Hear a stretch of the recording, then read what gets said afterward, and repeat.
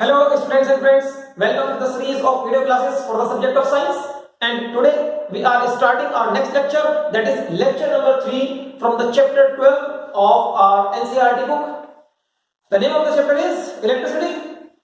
So the topic we are going to start today is Ohm's law. A very important topic of this chapter, Ohm's law. We will be doing the topic of Ohm's law. Okay, but before starting the topic, I will go back to the lecture 1 where I have put some questions to you. If you remember, बेटा मैंने आपको कुछ questions दिए थे उस lecture में, जैसे कि एक क्वेश्चन था कि एक इलेक्ट्रिक सेल में ऐसा क्या होता है कि ये जिस सर्किट में कनेक्ट किया जाता है उस सर्किट में करंट को फ्लो करा पाता है। इलेक्ट्रिक सेल अगर होगा तो करंट आएगा, नहीं होगा तो नहीं आएगा। ये हमने लेक्चर 1 में टॉर्च के एग्जांपल से किया था, आपको याद होगा। ठीक है, we did the example of torch. Torch में अगर आप सेल लगाएंगे तो टॉर्च का bulb will glow, okay, provided कि आपने स्विच ऑन किया है। और अगर आप सेल नहीं लगाएंगे the bulb will not glow. It means electric current तभी आता है किसी सर्किट में जब आप सेल या बैटरी उस सर्किट के अंदर इंट्रोड्यूस करते हैं। ओके, सो ऐसा इसके अंदर क्या है, what's there inside a cell that causes the electric current to flow in the circuit. Okay, इस क्वेश्चन का answer.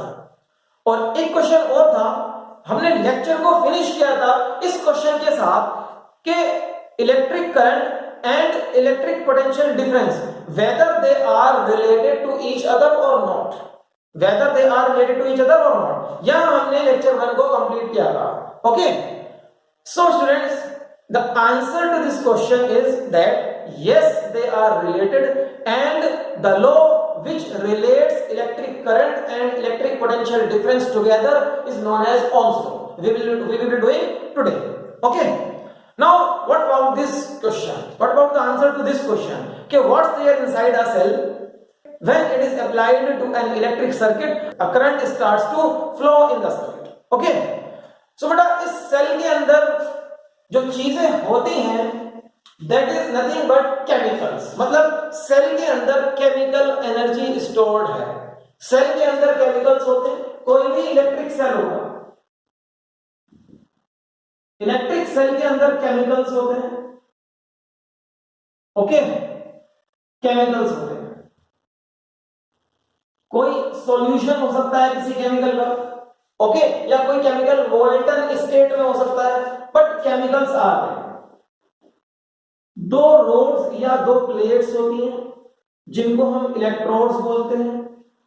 One of this plate या rod is at higher potential. इस सेल का केमिकल कॉम्पोजिशन एक प्लेट को higher potential पर maintain रखता है और दूसरी प्लेट को कंपैरेटिवली लोअर पोटेंशियल पर मेंटेन रखता है।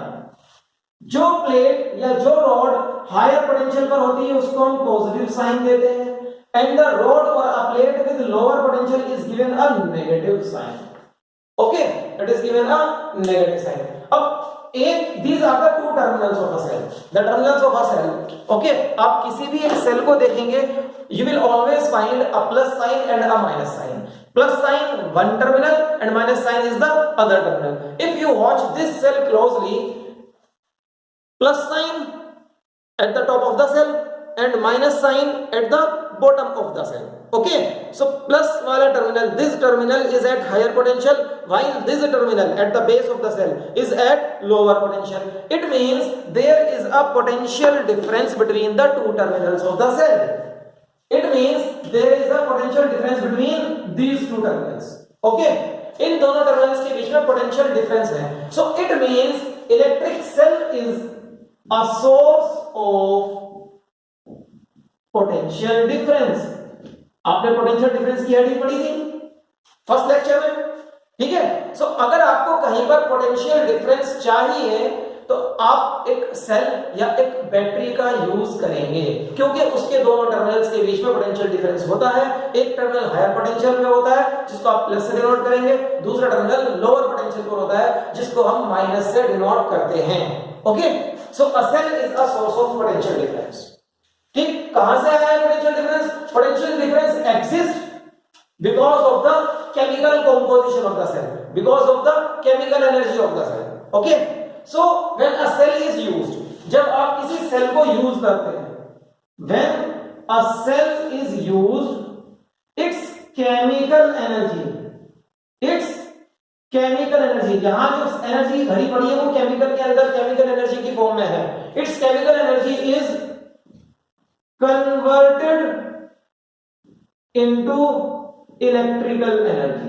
सेल की केमिकल एनर्जी ही इलेक्ट्रिकल एनर्जी में कन्वर्ट होती है and it flows in the form of electric current in the close circuit. जिस सर्किट में भी आप इस सेल को लगाएंगे वो इलेक्ट्रिक करंट की फॉर्म में फ्लो करता है फिर। ओके, सपोज मैंने एक बल्ब कनेक्ट करना है, एक बल्ब कनेक्ट कर दिया मैंने, एक टर्मिनल प्लस पे लगाएंगे, एक माइनस पे लगाएंगे, this bulb will start to glow, this bulb will start to glow means what is happening here? A current is flowing from higher potential to the lower potential in the external circuit. Battery के बाहर जो भी होगा उसको बोलते हैं external circuit, मैंने आपको पहले भी बताया है। ओके, नोट कर लो इस चीज को अगर पहले नोट नहीं किया था।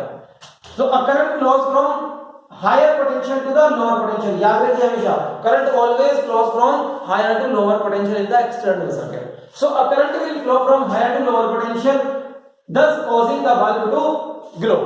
Okay, so chemical energy is converted into electrical energy, that is why this bulb is producing light and a little amount of heat of course.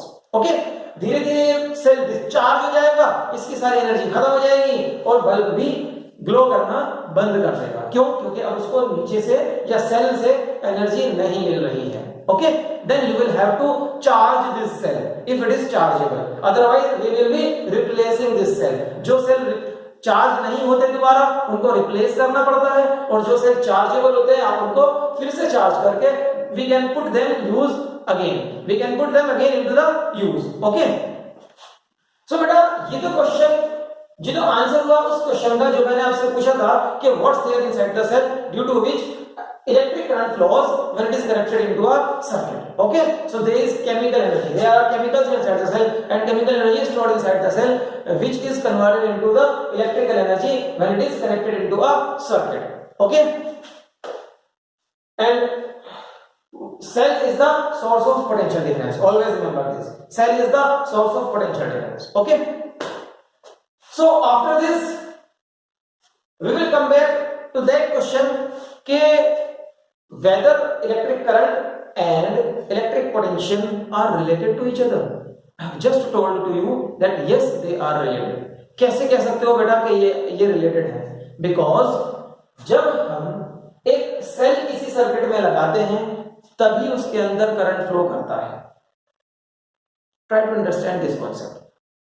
क्या ये बल्ब सेल को कनेक्ट किए बिना ग्लो कर सकता है? Of course no. ठीक है, ऐसा कोई इलेक्ट्रिक बल्ब नहीं है, ऐसा कोई टॉर्च नहीं है जिसमें आप सेल इंसर्ट ना करें और उस टॉर्च का बल्ब ग्लो कर जाए। It is not possible. ठीक है ना? सो सेल इंसर्ट करने के बाद ही या सेल कनेक्ट करने के बाद ही सर्किट में करंट फ्लो होता है। और सेल क्या है? Cell is the source of potential difference. Means जब तक आप सर्किट को पोटेंशियल डिफरेंस नहीं दोगे तब तक सर्किट में करंट फ्लो नहीं करेगा।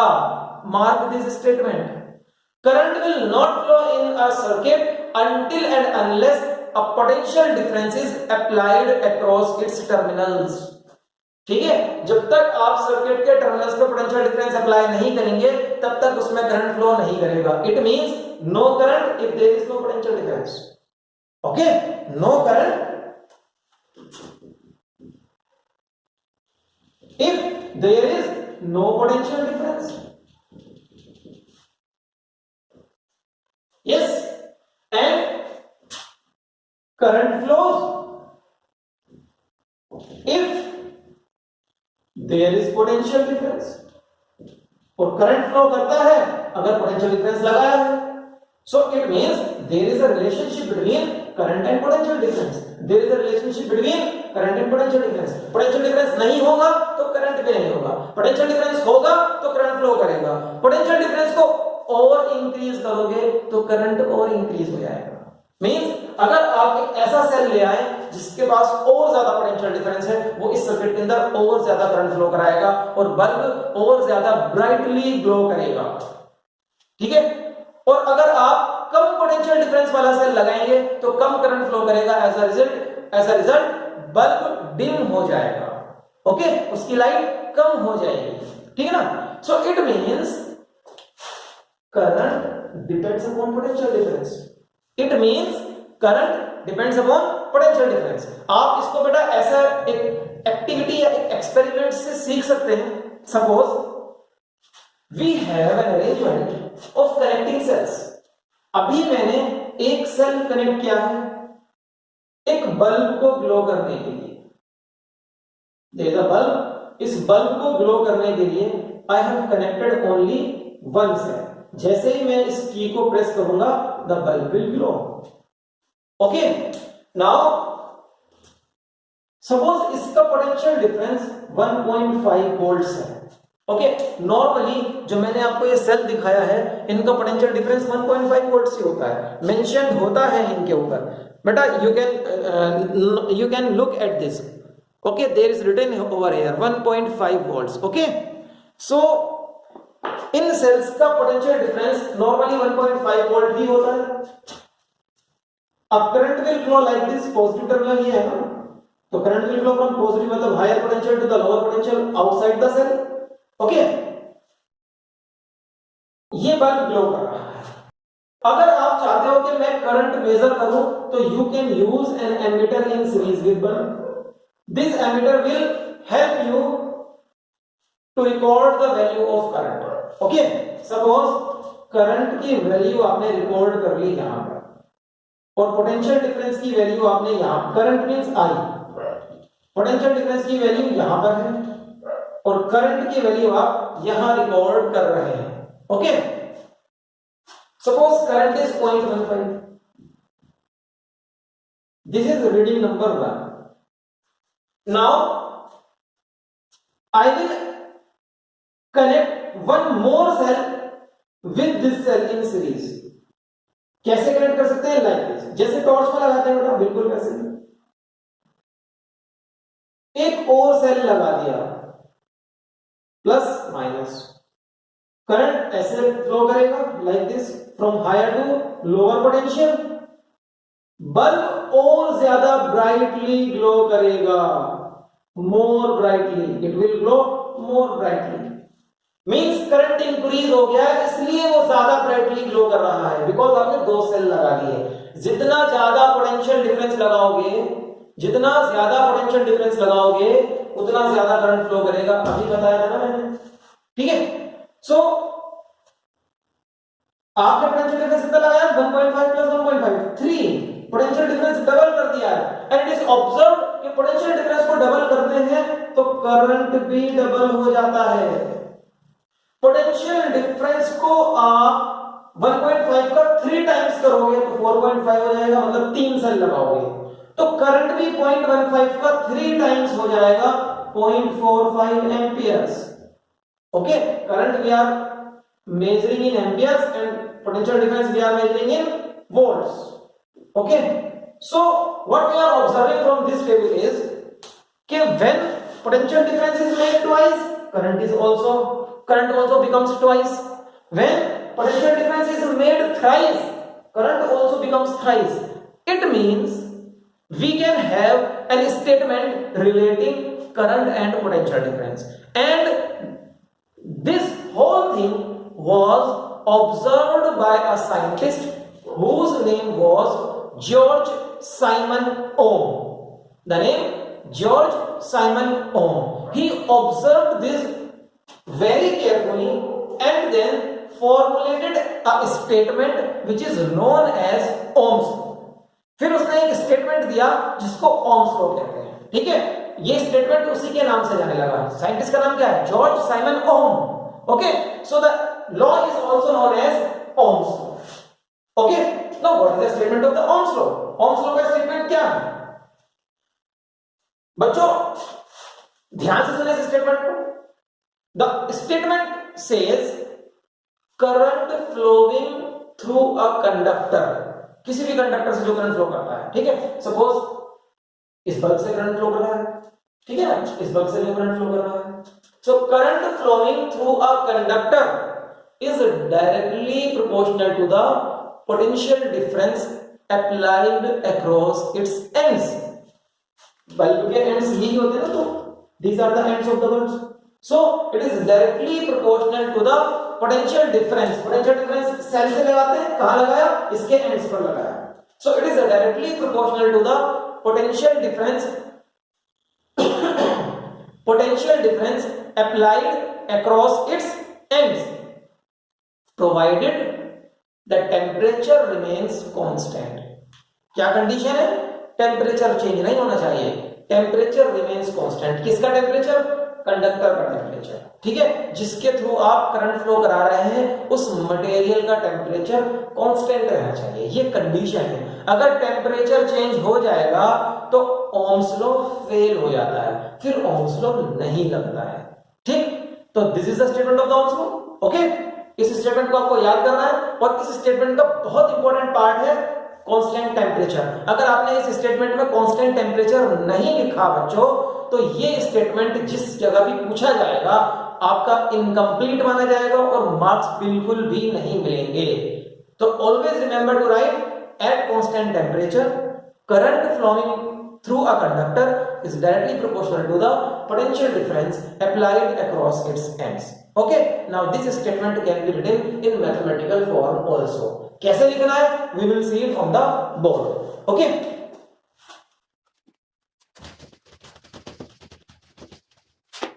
Ohm's law statement बेटा मैंने आपको बताया. Now how to write this statement in mathematical form? What is the statement? At constant temperature, current flowing through a conductor. Now let me draw a diagram. Suppose ये एक conductor है बेटा, कोई भी सब्सटेंस एक कंडक्टर हो सकता है. सपोज ये एक कंडक्टर है, मान लो ये कंडक्टर है, this is a conductor. Suppose ये कॉपर का बना हुआ है एक सिलेंडर, तो ये कॉपर का cylinder is a conductor. Copper क्या है? Metal. Metals are conductor. Okay, so this is a conductor और कंडक्टर के ends, these are the ends of the conductors. ये दो एंड्स हैं कंडक्टर्स के, ठीक है. अगर आपको इस कंडक्टर में करंट फ्लो कराना है, आपको पोटेंशियल डिफरेंस चाहिए, और पोटेंशियल डिफरेंस का सोर्स क्या होता है? कोई भी एक सेल या बैटरी. सो आप एक बैटरी लगाएंगे इस पे, ऐसे लगाएंगे like this.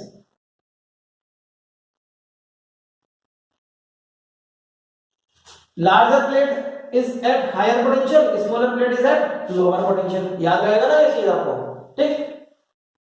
So current will start to flow from higher potential towards the lower potential through the conductor, मतलब आउटसाइड द सेल. ये करंट फ्लो कर रहा है इस डायरेक्शन में, ऐसे करंट फ्लो कर रहा है.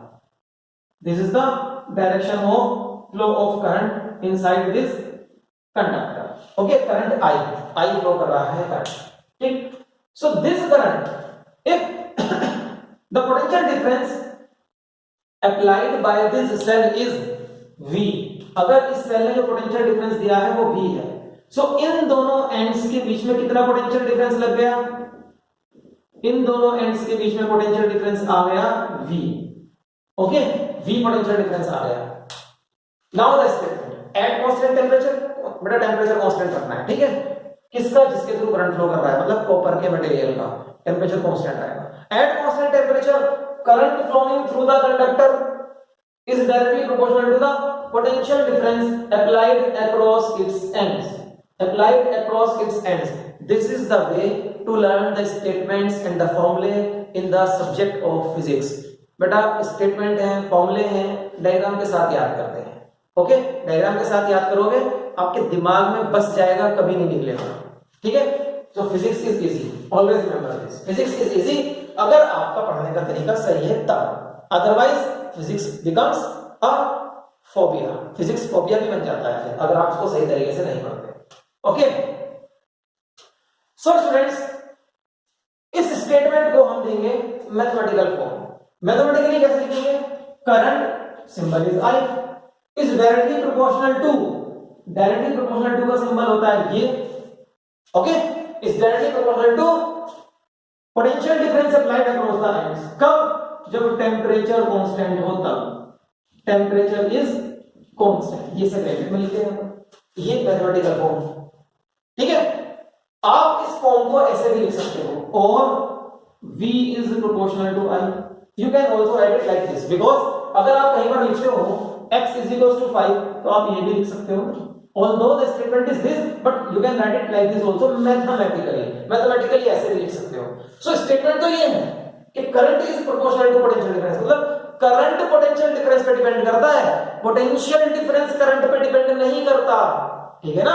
यहाँ पे क्या है, x की वैल्यू 5 है, 5 की वैल्यू x है, ये नहीं बोलते हैं, x की वैल्यू 5 है, लेकिन मैथमेटिकली ऐसा भी लिख सकते हैं। So that is what we are saying here, current depends upon potential difference, potential difference depend नहीं करता करंट पे, ठीक है। तो इसको मैथमेटिकली ये भी लिख सकते हो। And the next step is proportional sign की जगह आपको इज इक्वल टू का साइन लगाना है, तभी तो फॉर्मूला कंप्लीट होगा। बेटा किसी भी फॉर्मूले को आप देखोगे साइन होता है उसमें is equal to, proportional to का साइन नहीं होता फॉर्मूले के अंदर। सो जब हम प्रोपोर्शनलिटी साइन को हटाकर इक्वल टू का साइन लगाते हैं, एक फैक्टर फॉर्मूले में और आता है, और उस फैक्टर को बोलते हैं कांस्टेंट ऑफ प्रोपोर्शनैलिटी, मतलब प्रोपोर्शनैलिटी साइन हटने के बाद एक कांस्टेंट आ जाता है, ठीक है। And that constant here is letter R, वो कांस्टेंट यहां पर लेटर आर है। ये बन गया फॉर्मूला जिसको हम बोलते हैं ओम्स लॉ। ऑलवेज रिमेंबर, ये फॉर्मूला जब ही ट्रू है जब टेम्परेचर कांस्टेंट है। किसका टेम्परेचर? उस कंडक्टर का टेम्परेचर जिसके थ्रू आपका करंट फ्लो कर रहा है, okay. Now what about R? R क्या है इसके बारे में हमको बताना पड़ेगा, लिखना पड़ेगा, ठीक है। Let's write about R, where R is constant of proportionality। ये कांस्टेंट ऑफ प्रोपोर्शनलिटी है, मतलब प्रोपोर्शनलिटी साइन हटाकर इक्वल टू लगाया है, बिकॉज हम यहां पर R लिख रहे हैं इसलिए ऐसा हुआ है, ठीक है। सो R is constant of proportionality. Now what is the meaning of constant of proportionality? बेटा R के नाम के साथ कांस्टेंट लिखा ना, R is constant, it means इस फॉर्मूले में, किस फॉर्मूले में? ओम्स लॉ के फॉर्मूले में R एक कांस्टेंट है, R की वैल्यू कांस्टेंट रहती है।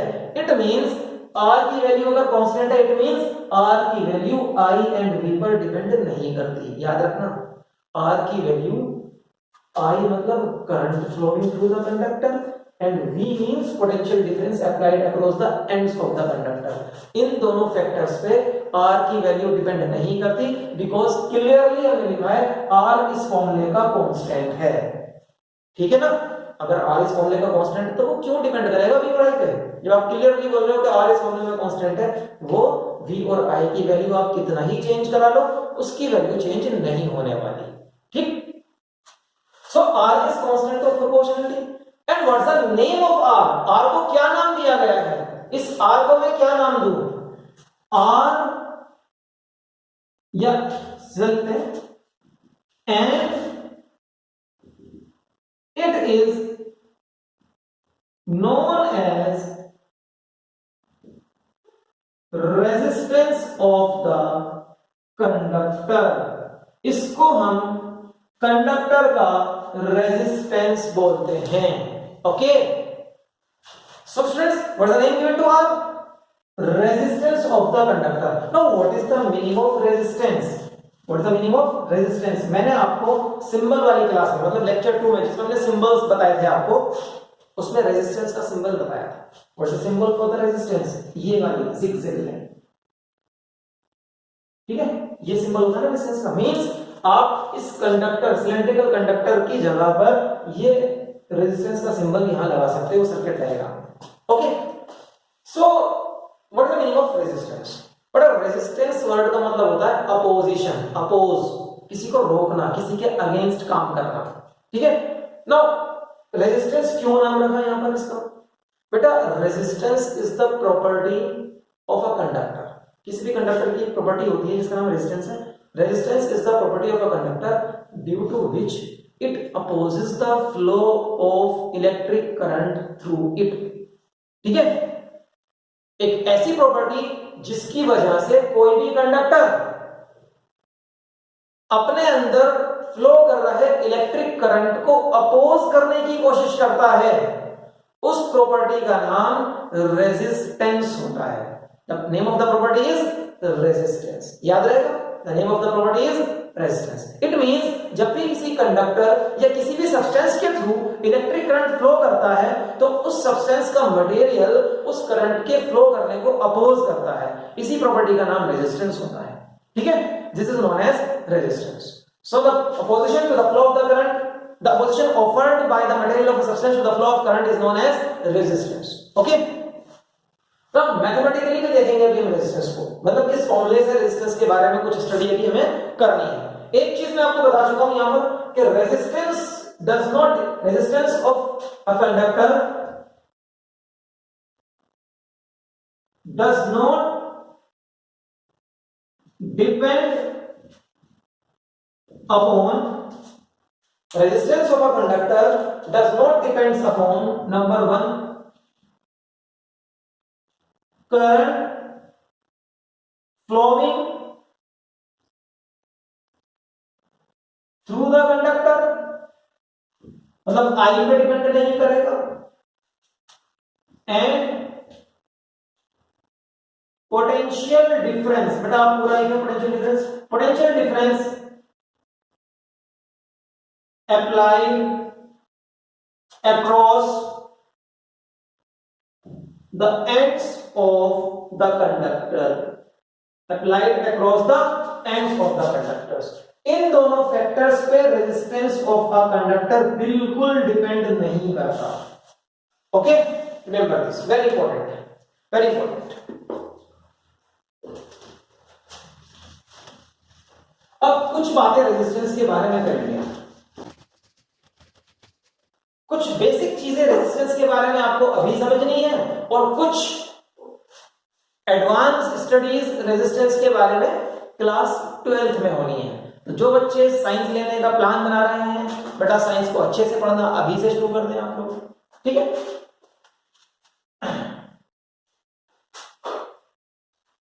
From this formula, from Ohm's law, from Ohm's law, R can also be written as V upon I। देखो R को लिख सकते हो V upon I, and because R is constant, so we can say the ratio V by I is always a constant, is always a constant। कब? At constant temperature, temperature को constant रखना होगा। So Ohm's law can also be written like this, the ratio V by I, मतलब the ratio of the potential difference and the current is always a constant at constant temperature, and this constant is known as resistance of the conductor through which current is flowing। okay, so R को हम V by I भी लिख सकते हैं। ठीक है, अब मैं आपसे पूछता हूं SI unit of resistance, resistance की SI यूनिट बता दो मेरे को। मैंने आपको तरीका बता दिया है पहले कि कैसे SI यूनिट कैलकुलेट करते हैं। बेटा फॉर्मूला यूज करेंगे, रेजिस्टेंस की SI यूनिट चाहिए, इधर पोटेंशियल डिफरेंस की SI यूनिट लिखो, यहां पर करंट की SI यूनिट लिखो, आपका आंसर आ जाएगा। What is the SI unit for potential difference? Come on, the SI unit for potential difference, potential difference की SI यूनिट होती है वोल्ट्स। स्टूडेंट्स याद करना शुरू कर दें, volts. And what is the SI unit of current? Amperes. Volts upon amperes कहलाता है ohm. SI unit of resistance is ohm, named over the name of the scientist, ohms. ठीक है, ohm's law. SI unit of resistance is ओम, और इसका नाम scientist के नाम पर ही रखा गया है। साइंटिस्ट का क्या नाम है जिसने ओम्स लॉ दिया? जॉर्ज साइमन ओम। तो इसके नाम पर ही रेजिस्टेंस की यूनिट का नाम रख दिया है। ठीक है, ओम। ओम का सिंबल होता है एक ग्रीक लेटर जिसको हम ओमेगा बोलते हैं, दिस इज ओमेगा। 1 ओम, अगर मुझे 1 ओम लिखना होगा तो मैं क्या लिखूंगा इधर 1 वोल्ट, वोल्ट के लिए symbol capital V upon 1 ampere, ampere का सिंबल कैपिटल ए। और यहां से I can define 1 ohm. 1 ohm resistance को हम डिफाइन करेंगे। कैसे डिफाइन करेंगे बेटा, इस फॉर्मूले के अकॉर्डिंग बोलना शुरू कर दो ओम्स लॉ को। If a current of 1 ampere flows through a conductor, अगर इस कंडक्टर से जो करंट फ्लो कर रहा है वो 1 एम्पियर है, कब? when a potential difference of 1 volt is applied across its ends, when a potential difference of 1 volt is applied across its ends, then the resistance of 1 by 1 is answer 1, then the resistance of this conductor is said to be 1 ohm. This is the definition for 1 ohm. Okay, means अगर एक conductor के through current 1 ampere flow कर रहा है, उसके ends पर potential difference 1 volt लगाने पर, तो आप कहोगे कि उस कंडक्टर का रेजिस्टेंस 1 ओम होता है। This is the definition for 1 ohm. Learn this definition also. Okay, इस डेफिनेशन को भी आप याद कर लें। ठीक, तो बेटा ये हुआ हमारा ओम्स लॉ। और ओम्स लॉ में जो कांस्टेंट ऑफ प्रोपोर्शनलिटी रेजिस्टेंस है उसके बारे में आपने क्या सीखा कि ये किन चीजों पर डिपेंड नहीं करता और इसकी असाइनमेंट क्या है। ठीक है, और फिर 1 ओम जो इसकी असाइनमेंट है उसकी भी आपने डेफिनेशन करी। रेजिस्टेंस किन फैक्टर्स पे डिपेंड नहीं करता, ये तो आपने पढ़ लिया। किन फैक्टर्स पे डिपेंड करता है ये हम नेक्स्ट लेक्चर में करेंगे। Okay, that's the topic for the next lecture. अभी मेरे को आपको 2-3 चीजें यहीं पर और बतानी है and then we will conclude the lecture today.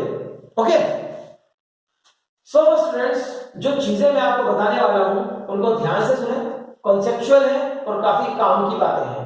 ठीक है,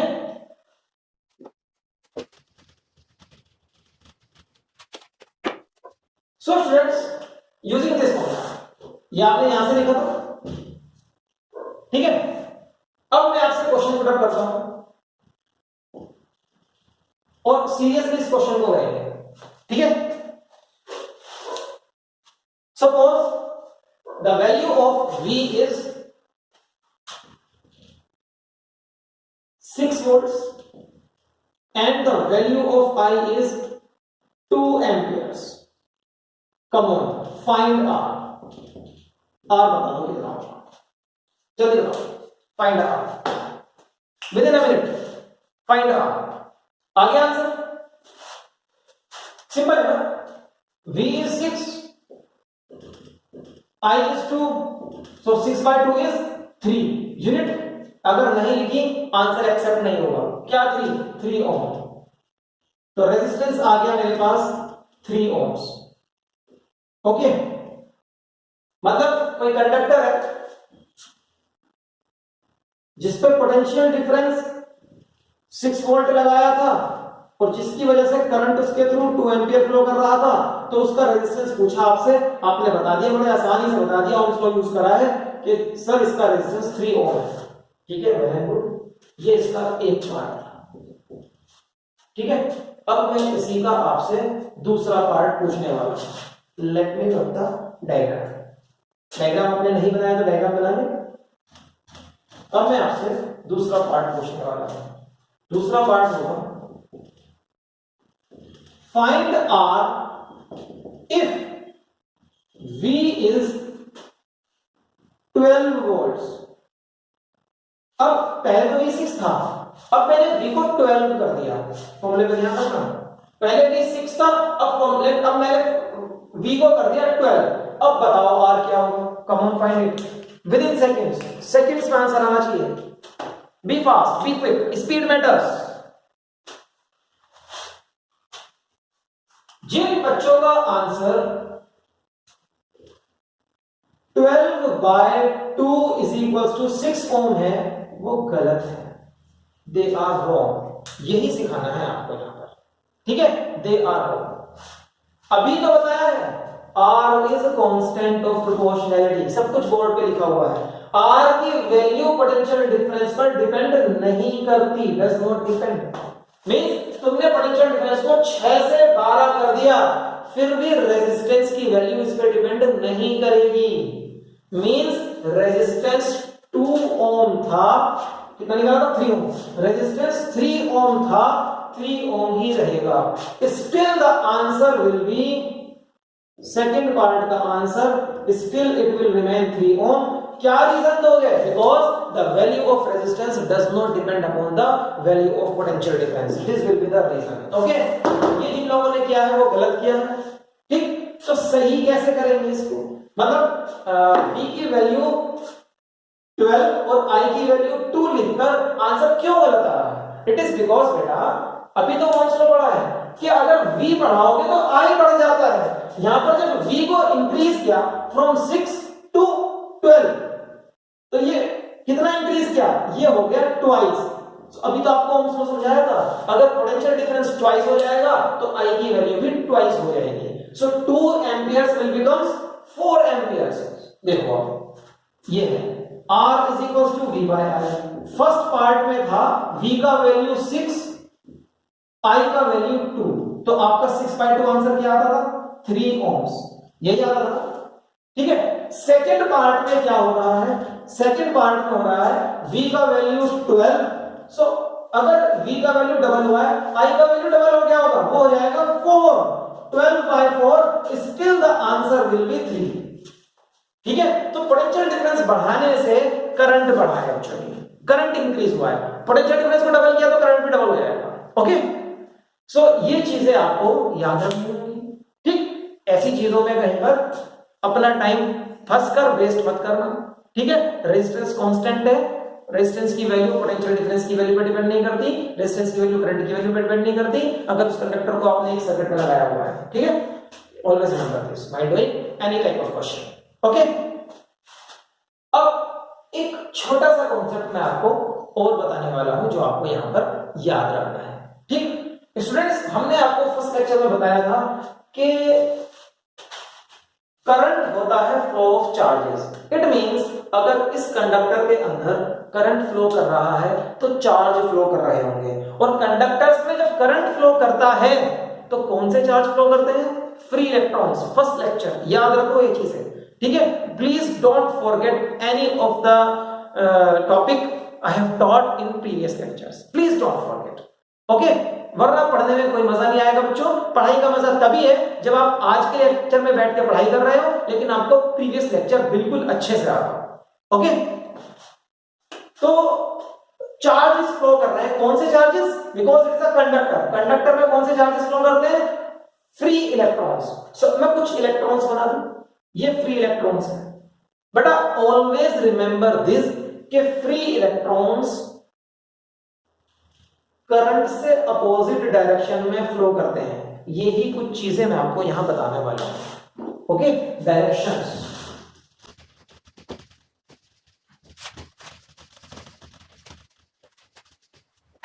free electrons always moves opposite to the direction of current. मैंने आपको करंट के डायरेक्शन के बारे में समझाया था।